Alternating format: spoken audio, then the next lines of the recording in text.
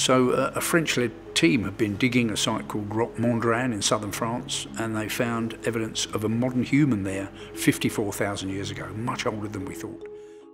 So this really opens up a window into this time period of modern humans interacting with the last Neanderthals.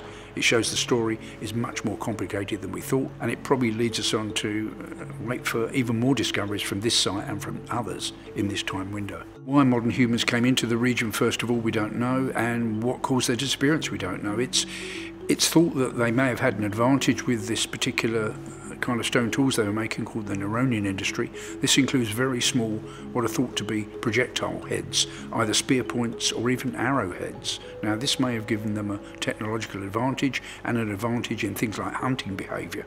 But whatever it was, the strange thing is it didn't allow them to stay long term. The Neanderthals made a comeback, and so it took much longer for modern humans to eventually establish themselves completely and completely replace the Neanderthals. So when we look at the pattern across Europe, we do see these other distinctive industries. There's one in Central Europe called the Bochnizian.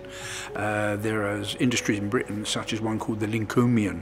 Now these industries are distinctive from the ones the Neanderthals made before, and they're distinctive from the ones that come later, which we know were made by modern humans. So they're mystery industries, whether made by Neanderthals or whether made by modern humans. I think the discovery at Grotte Mondrian really makes it much more likely that these distinctive industries, such as the Bochnizian, were in fact made by early modern humans. So you've got these different waves of modern humans coming into Europe, in this case probably up the Rhone Valley, in other cases maybe along the Danube, and these are pioneers of modern humans with slightly distinctive stone tool industries making their way into Neanderthal territory and then strangely disappearing again. I think that this find is probably the first of many that we're going to get a lot more information about this interaction time of the last Neanderthals and the first modern humans, and it will come from more fossil discoveries, more archaeological discoveries, better dating of the sites, and also, particularly important, getting DNA evidence from some of these